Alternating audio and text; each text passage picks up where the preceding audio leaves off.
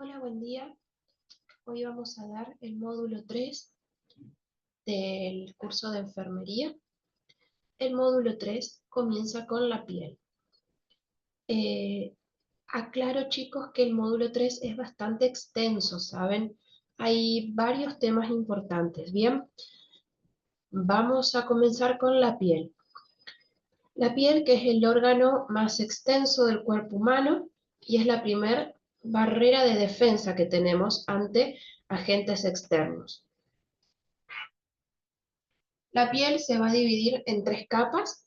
Tiene una capa externa, una capa media y una capa interna, que son epidermis, dermis e hipodermis. Epidermis la más externa, dermis la capa del medio e hipodermis la capa más profunda. Bien, esto va a ser importante luego para las patologías que vamos a ver.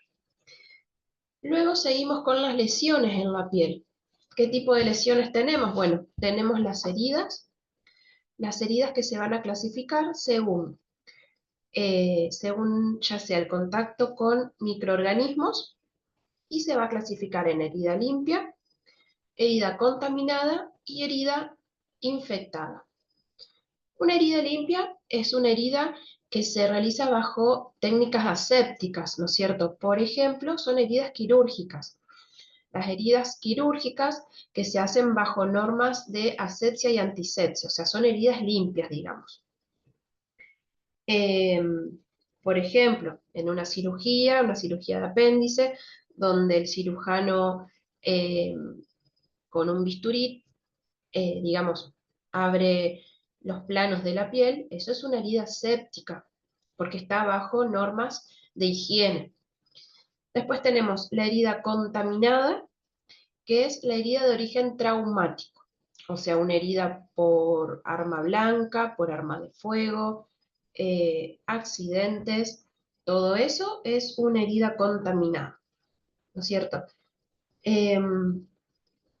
Y luego de las 6 horas, de pasada unas 6 horas, esa herida contaminada se considera herida infectada, donde implica la participación ya de gérmenes de microorganismos y por lo tanto hay que instaurar un tratamiento antibiótico.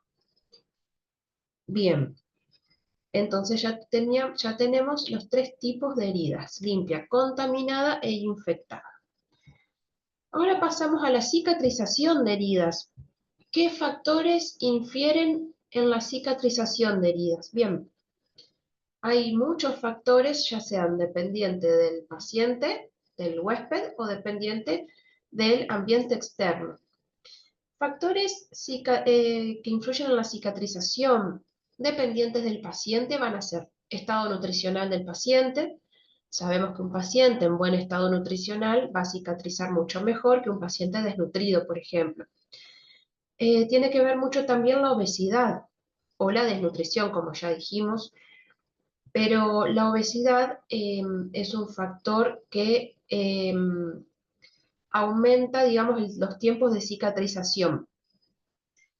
Después, la edad del paciente. En las edades avanzadas, en los adultos mayores, en los ancianos, cicatrizan mucho más lentamente que en un adulto joven o en un niño, ¿no es cierto? El sistema inmune del adulto mayor, del anciano, está en descenso, digamos, no es el mismo sistema inmune, no es los mismos, o sea, los parámetros.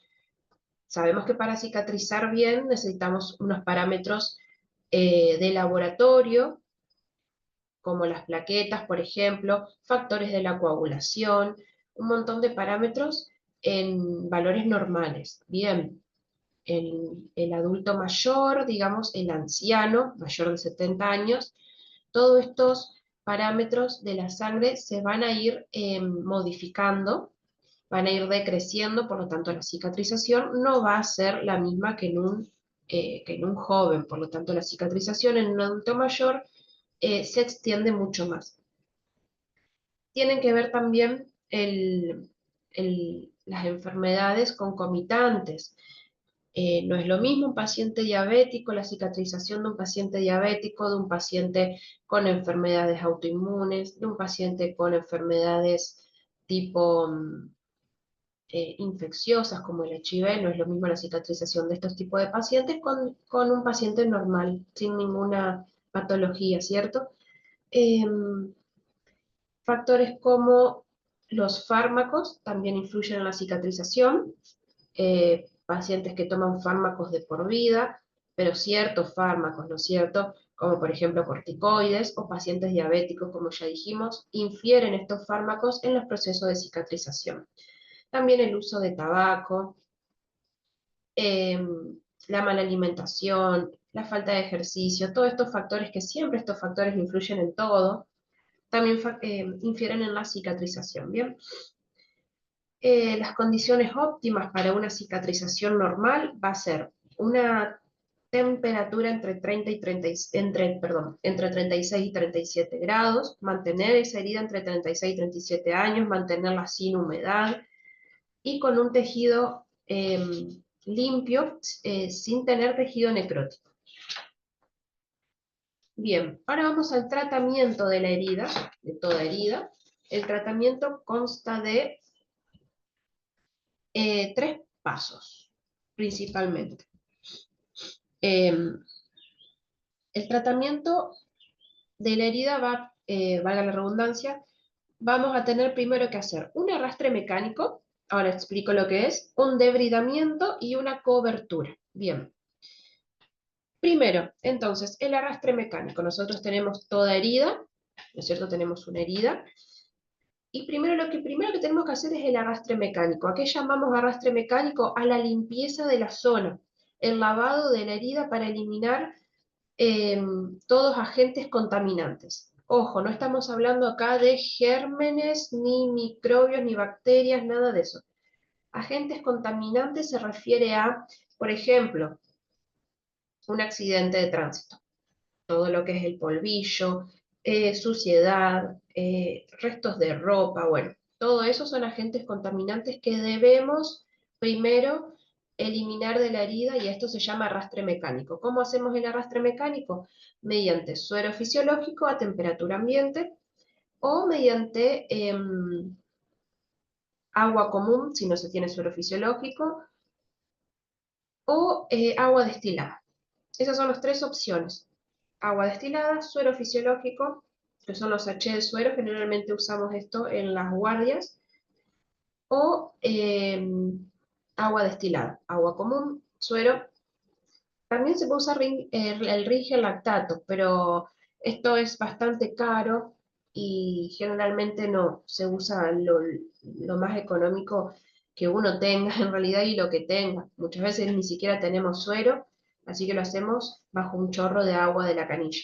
Pero bien, lo ideal sería el suero fisiológico para arrastrar la suciedad. Se hace mediante una jeringa, se instila una jeringa y se le va echando a la herida para hacer el arrastre mecánico de los agentes contaminantes, ¿no es cierto? Em, Luego se procede al debridamiento. ¿Qué es el debridamiento? Es un proceso por el cual se elimina el tejido necrótico. ¿Y qué es el tejido necrótico? El tejido necrótico es un tejido muerto, que ya perdió todo tipo de vascularización. Sabemos que en la piel tenemos vasos sanguíneos que eh, permiten la vitalidad, ¿no es cierto?, de la piel. Bien, cuando nosotros tenemos una herida, se rompen esos vasos sanguíneos, no irrigan más sangre y se necrosan, o sea, se mueren. Entonces, luego de la limpieza que hicimos, del arrastre mecánico, hacemos la debridación, el debridamiento, que es eliminar tejido necrótico. Bien. Además, o sea, tenemos que eliminar el tejido necrótico, que es el tejido muerto. ¿Cómo lo hacemos? Mediante, bueno, esto ya lo hacemos en una sala quirófano o en la sala de guardia, pero se elimina todo tejido necrótico mediante pinzas, mediante escarpelo o comúnmente llamado, no me sale la palabra, el bisturí. Se elimina todo tejido necrótico, que es el tejido negro, que muchas veces queda todo negro, esto es todo tejido muerto. ¿Por qué? Esto tejido muerto y nosotros después para la cicatrización necesitamos tejido vivo. Entonces se elimina todo el tejido muerto y queda así todos los bordes tejido vivo, para que luego comience la cicatrización. La cicatrización siempre comienza de afuera hacia adentro de la herida. Nosotros tenemos, por ejemplo, no tengo nada en este momento, tenemos, supónganle, esta es la herida. Bueno, nosotros tenemos que la cicatrización siempre comienza de los bordes hacia adentro, por eso siempre tenemos que dejar los bordes limpios, sin tejido necrótico. Bien, y después tenemos, una vez que limpiamos, sacamos tejido necrótico, la cobertura. ¿Qué significa la cobertura? Cubrir. Cubrir permite aislar la herida de todo tipo de gérmenes o de polución del ambiente, polvillo, agentes contaminantes. Bien, hay que proteger la herida para favorecer el proceso de cicatrización. Bien, la herida se puede cubrir, generalmente se cubren con gasas, cinta y se le puede hacer un vendaje. Esto depende también del tipo de herida, depende de la indicación médica. Hay heridas que se tienen que dejar al aire libre. Bien, ahora pasamos al tema de quemaduras. Quemaduras que son lesiones causadas por un daño físico, orgánico, físico o químico. Lesiones causadas por un daño físico, químico, térmico, radioactivo o eléctrico. Bien, todo esto implica quemaduras. Entonces, recuerden, son lesiones que pueden ser causadas por agentes físicos, agentes químicos, radioactivos o eléctricos. O sea, una quemadura no solamente es cuando nos quemamos con agua caliente o al rayo del sol. Las quemaduras eléctricas por electrocución, las quemaduras por rayos ultravioletas, las quemaduras por elementos radioactivos, ¿no es cierto? Eh, Bien, la importancia de la quemadura radica en el tiempo de exposición a la noxa, el tiempo de exposición y la superficie del cuerpo quemado, ¿cierto? Esto depende mucho. El tiempo que se estuvo. No es lo mismo estar un segundo bajo un chorro de agua caliente que sufrir una quemadura que estamos 10 minutos bajo el chorro de agua caliente, y no es lo mismo que ese chorro de agua caliente nos haya dado en un dedo que en toda la mano. Por eso se habla de que implica toda la superficie y el tiempo que estuvo, eh, nuestro cuerpo digamos, a la noxa, a la quemadura. No sé si me explico. Bien, tenemos los distintos tipos de quemaduras que hablamos. Tenemos líquido caliente, que son quemaduras limpias y de profundidad variable. Como yo les decía, puede ser un chorro de agua caliente, que no es lo mismo que nos dé en un dedo que en toda la mano, ¿no es cierto? Después tenemos la electricidad que tiene más que nada un riesgo a nivel cardíaco, ¿no es cierto? Más que tiene la lesión a nivel local, ¿no es cierto? Nosotros tocamos cable con un cable con electricidad y nos va a dar la quemadura a nivel local de la mano y también como, imagínense como que la quemadura se va para adentro y como el corazón es una bomba cardíaca con ritmo eléctrico, afecta mucho al corazón. Las quemaduras, más que nada, el paciente no se va a morir por la quemadura en sí de la mano, sino por falla cardíaca, por infarto de miocardio. El frío, también el frío es una quemadura de aparición tardía, ¿no es cierto? Nosotros el congelamiento más que nada también es un tipo de quemadura. Y los rayos ultravioletas, que son las quemaduras por el sol. Bien, tenemos respecto a la profundidad de las quemaduras. Recuerdan que dijimos que la piel tiene tres capas, epidermis, dermis e hipodermis. Bien, Entonces ahí podemos diferenciar a las quemaduras de primer grado, de segundo y de tercer grado, según la profundidad. Entonces, para hacerla sencillo, recuerden, quemaduras de primer grado son los que afectan solamente la epidermis. Quemaduras de segundo grado son quemaduras que afectan epidermis y la dermis. Y quemaduras de tercer grado son las que afectan epidermis, dermis e hipodermis, son las más profundas. Las de tercer grado afectan las 3 capas de la piel.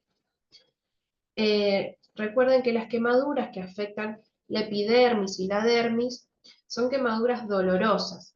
En cambio, ya cuando afectan con quemaduras de tercer grado que afectan epidermis, dermis e hipodermis, ya el tejido está completamente muerto, está como anestesiado y muchas veces el paciente no siente ese dolor intenso porque ya está totalmente muerto el tejido.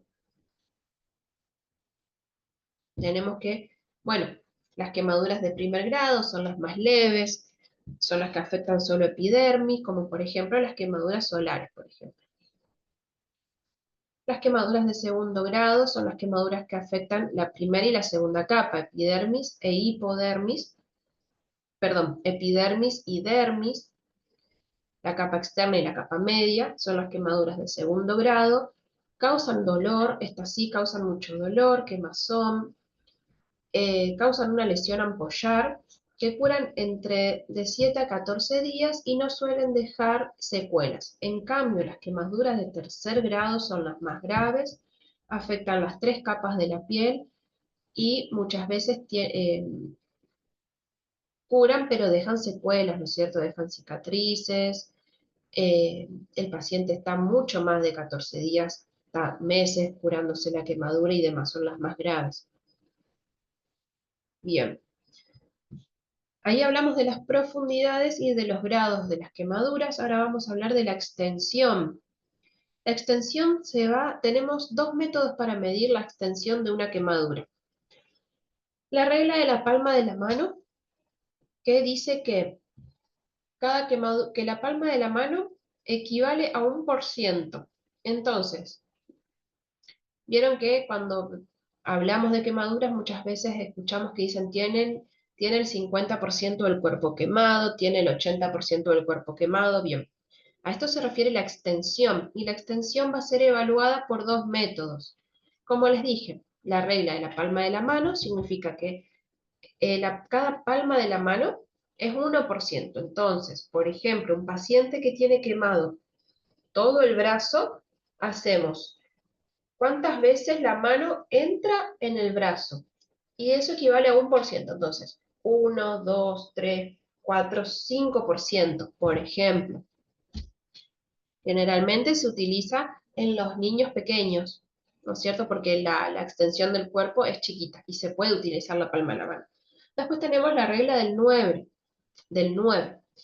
que es la regla del 9 y múltiplos de 9, o sea, 9%, 18%, y es así, se van a tener que acordar de un dibujito de una persona que está, de un dibujito que está en la bibliografía y que ahí tienen por ejemplo, la cabeza equivale al 9%, el tronco, el abdomen.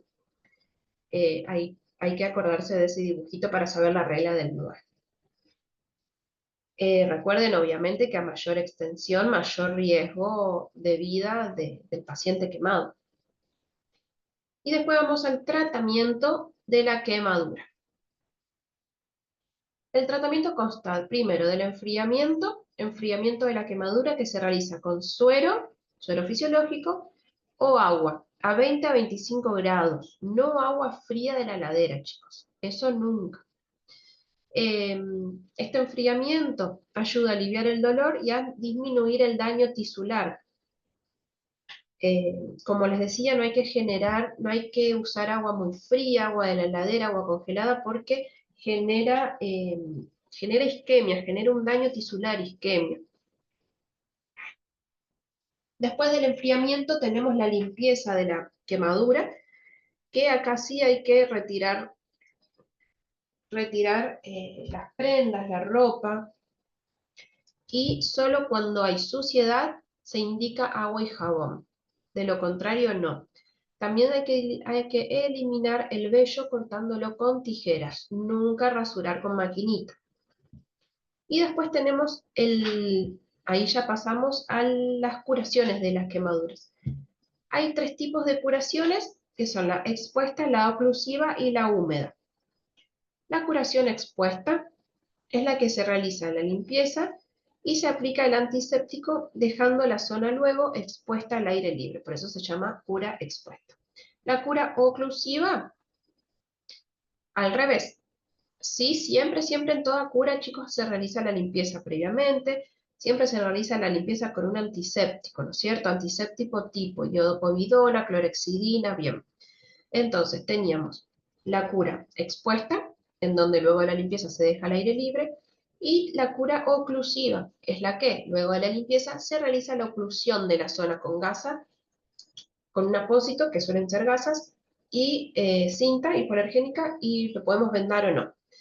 Y después tenemos la cura húmeda, que se llama. eh, También, como yo les decía, estos 3 tipos de cura va a ser, depende de indicación médica. La cura húmeda se realiza con gasas envaselinadas, o vienen también unas gasas con antibiótico que se llaman gasas furacinadas. Esas ya vienen así, y como están húmedas, por eso se llama cura húmeda, porque se aplican estas gasas empapadas en este líquido. Bien, hay también medicaciones utilizadas para las quemaduras, que son la sulfadiazina de plata, que es un antibacteriano, un bactericida, cicatrizante y anestésico local.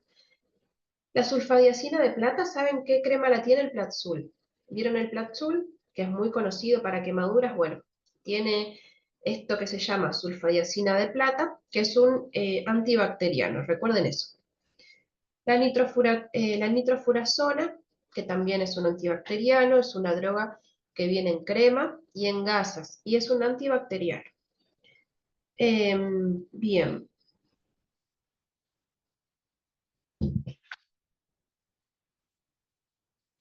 Ahí terminamos, chicos, con las quemaduras. Estoy viendo el horario, bien. Lo que sigue en la unidad 3 son las úlceras por presión. Úlceras por presión, también llamadas escaras, las más famosas escaras. Las úlceras por presión se van a producir por un proceso isquémico, o sea, no va a circular bien la sangre en la zona, ya sea por fuerzas de presión o fricción, por exceso de humedad o también por el uso de alcohol. ¿Qué quiero decir con esto? A ver, úlceras por presión o escaras. Vieron muchas veces que en pacientes ancianos, más que nada vamos a ver esto, pacientes ancianos que están en cama o que están en silla de ruedas, o sea que no tienen una movilidad habitual, que no deambulan, están mucho tiempo en una misma posición y ahí se hacen lo que se llama úlceras por presión, o sea, las zonas más habituales de las úlceras por presión van a ser la zona lumbar, acá atrás, lo que llamamos escara lumbar, los talones, las crestas ilíacas, son todas zonas de apoyo de los adultos mayores, zonas de apoyos en donde se suelen hacer las úlceras. O sea, vamos a tener al paciente que no deambula, no camina, está horas y horas, por ejemplo, acostado en una cama, y ahí se hace la úlcera, o sea, por presión, porque en esa zona hace presión el cuerpo y se va lastimando la piel. Por eso la zona más común es la zona lumbar, porque el paciente está mucho tiempo acostado, la zona de los talones, porque el paciente al estar acostado apoya los talones, y bueno, esa zona se va lastimando. Sumada a que, por ejemplo, la zona lumbar está expuesta muchas veces a humedad. Pacientes que, además de que no se mueven, se orinan, entonces ese orín va generando humedad en esa zona, en la zona lumbar, y por eso se generan más comúnmente la úlcera ahí. Eso sería la úlcera por presión. Entonces, muy importante el tratamiento para prevenir estas úlceras por presión. Premisa fundamental es rotar el cuerpo del paciente cada 2 o 3 horas. Pacientes encamados, que se llaman pacientes en cama, están, supónganle, que estén 2 o 3 horas en de cúbito, recuerden que es acostado boca arriba. Entonces, paciente, recuerden que hay que empezar a hablar vocabulario médico. Entonces, paciente que está en cama en decúbito, lo vamos a pasar a las 2 a 3 horas de cúbito lateral, o sea, de un costado. Después de 2 a 3 horas, lo cambiamos de decúbito lateral derecho, decúbito lateral izquierdo, ¿sí? O sea, hay que ir rotándole los puntos de apoyo para que no se lastimen. Esto es muy importante. Otra cosa muy importante, que también lo habrán oído escuchar, es el uso de colchones antiescara. Los colchones antiescara son unos colchones, para el que no conoce, que eh, vienen con un motorcito, con lo cual va con energía eléctrica, va enchufado, y el colchón antiescara tiene pequeños globitos con los cuales se van inflando y desinflando, inflando y desinflando. Es una explicación muy casera, pero lo que quiero explicar es que estos colchones antiescara, al ir inflando y desinflando todos esos globitos que tienen, hace que si nosotros tenemos la superficie de apoyo, que es la piel, infla y desinfla, lo que quiere decir que no está 2 o 3 horas el paciente sobre el colchón, sino que el colchón antiescara lo que hace es esto, entonces permite eh, que no esté totalmente el cuerpo apoyado sobre una superficie dura, rígida, que es el colchón. No sé si me expliqué muy bien, pero bueno. Entonces, bueno, lo más importante es la rotación del paciente. Otra cosa muy importante es evitar la humedad, o sea, pacientes que se orinan encima hay que cambiarlos enseguida, evitar la humedad de la zona. Si transpiran, evitar, o sea, que esa transpiración esté mucho tiempo en el cuerpo, hay que cambiar las prendas, cambiar las sábanas, cambiar pañales, no usar alcohol, importante, no usar colonias muy perfumadas con alcohol, porque eso también reseca mucho la piel. Es importante que la piel no esté húmeda, pero tampoco esté reseca. ¿Qué quiero decir con esto? Que se pueden utilizar cremas, por ejemplo, cremas hidratantes se pueden utilizar para una mejor elasticidad de la piel, pero no dejar la humedad estancada, ¿no es cierto? ¿Qué más? Bien. Em, Eso básicamente. Eso con respecto a las úlceras por presión, que es un tema muy importante más que nada en el tema geriatría, en lo que es enfermería y la geriatría, bueno, o pacientes postrados, pacientes en terapia intensiva, pacientes, sí, en terapia, pacientes que no pueden caminar, pacientes en rehabilitación, esto es muy importante. Ahora vamos al tema hemorragias. El módulo 3 sigue con el tema hemorragias, que es la salida de sangre de los vasos sanguíneos por una rotura de los mismos. En la hemorragia hay que evaluar la cantidad, la velocidad, porque no es lo mismo que una persona pierda medio litro de sangre en 5 minutos, en el cual esa persona va a entrar en shock, que esa persona pierda medio litro de sangre, por ejemplo, cuando vamos a donar sangre, pero que lo haga en media hora. En media hora, la médula ósea tiene tiempo de reponer esos glóbulos rojos. En cambio, un paciente que eh, se accidenta bueno, imagínense cualquier situación en donde pierdan 500 mililitros de sangre en poco tiempo, esa persona entra en shock. La médula ósea no hace tiempo de reponer esos glóbulos rojos, la persona entra en shock, entra en paro cardiorrespiratorio y fallece. Bien, entonces, recuerden, la hemorragia es la salida de sangre por la rotura de un vaso sanguíneo. Recuerden que esta hemorragia puede ser interna o externa. Hemorragia externa, como lo dice la palabra, la sangre va hacia afuera.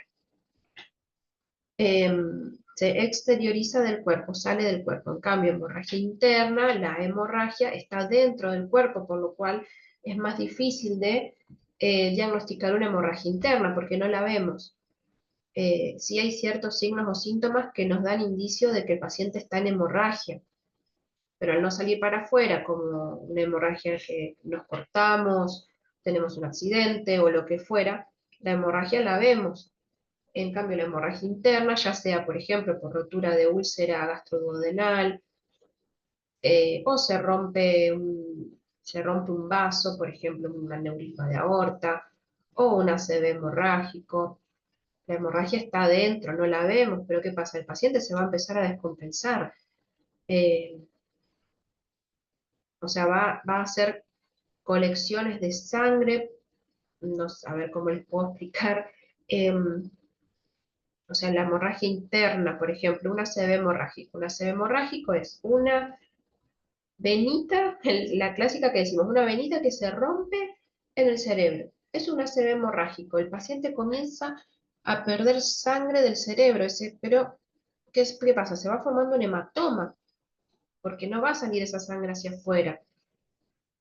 Pero ¿qué pasa? El paciente se empieza a descompensar, el paciente con un ACV y más hemorrágico comienza a sentir un fuerte dolor de cabeza, se empieza a sentir mareado, empieza a tener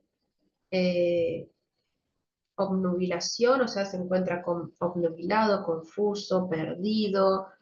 Bueno, es un paciente que se descompensa rápido.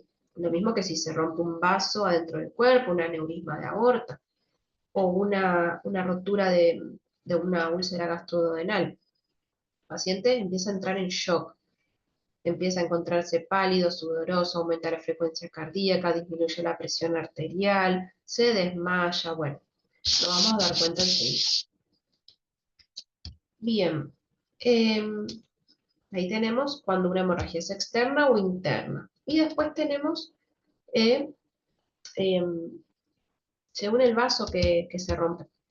Según el vaso, nosotros tenemos sangre, hemorragia arterial, venosa o capilar. Una hemorragia arterial, la sangre es roja, bien rojo, rutilante y pulsátil. Pulsátil porque la sangre arterial fluye al ritmo del corazón y el corazón late, por lo tanto, el chorro de sangre va a ser pulsátil. Cuando se rompe un vaso de origen venoso, la sangre es más oscura. Recuerden que las venas llevan sangre carboxigenada, por lo tanto va a ser más oscura. Y va a ser de manera continua, no pulsátil. Y si se nos rompe un capilar, es frecuentemente muy leve, porque los capilares, recuerden que son vasos chiquitos. Como yo les decía antes, los signos o síntomas de la hemorragia van a ser confusión mental, mareos, disminución de la presión, disnea, o sea, dificultad para respirar, pulso acelerado, o sea, aumento de la frecuencia cardíaca, todo lo que yo le dije anteriormente. El tratamiento de la hemorragia, vamos a tener la hemorragia externa, que recuerden que es la hemorragia que nosotros vemos, que se exterioriza por el cuerpo.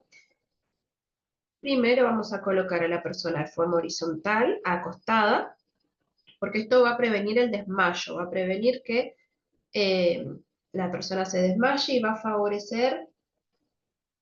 favorecer el retorno de sangre al corazón. Entonces, primera medida, acostamos a la persona, no retirar objetos, si hay objetos punzantes clavados en una herida, no hay que retirar porque podemos hacer peor.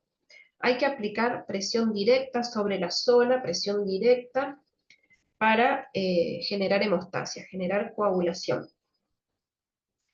Y excepto que sea, esto sí también, excepto que sea una presión, una herida ocular. En la herida ocular sí no podemos hacer presión directa.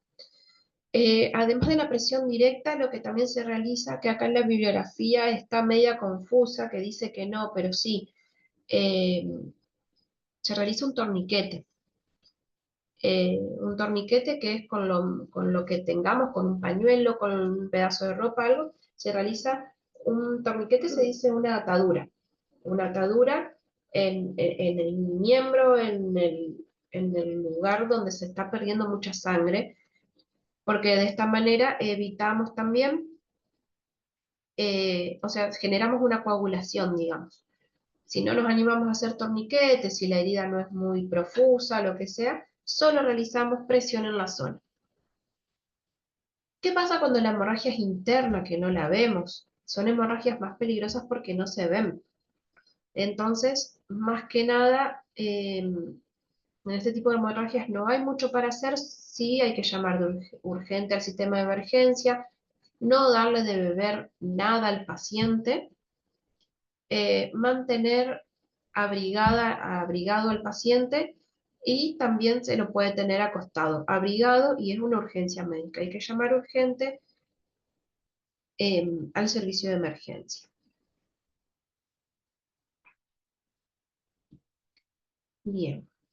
Después tenemos los vendajes. Los vendajes, chicos, sirven más que nada, nosotros el vendaje utilizamos más que nada para sostener, ¿no es cierto? Sostener una herida, sostener las gasas o inmovilizar. Muchas veces vemos que una persona se esguinzó el tobillo, se esguinzó la clavícula. Bien, lo más común es el tobillo.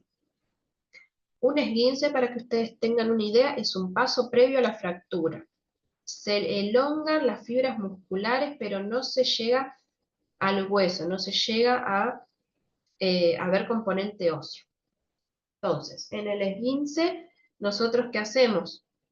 Vendamos para que la articulación esté fija.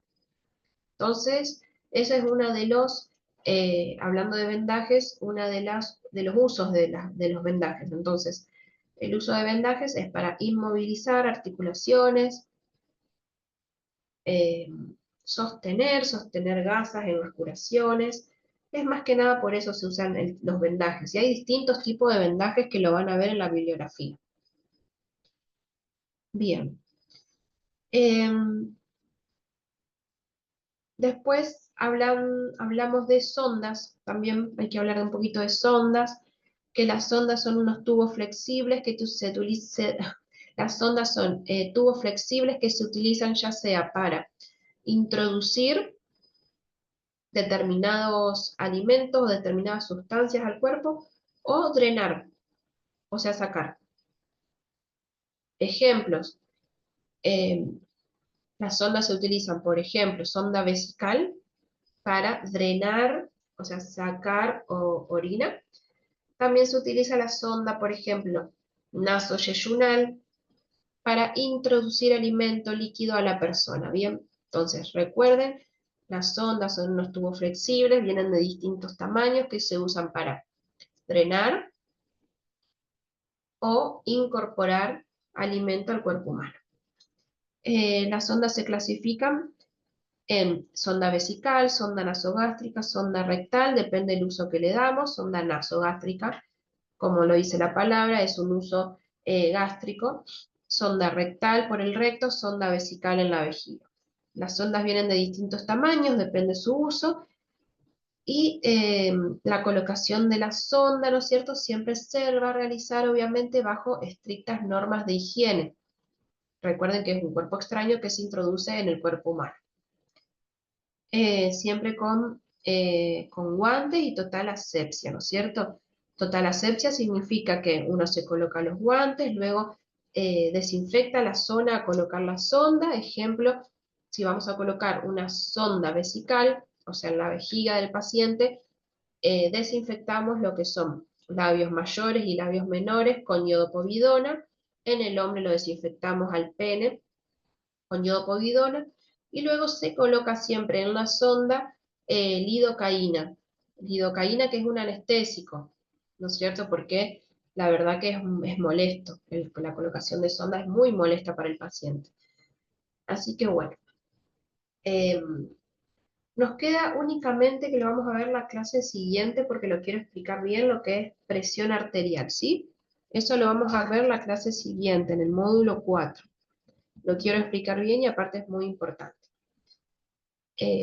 Bueno, chicos, lean todo bien, que es una clase extensa, y cualquier duda me dice.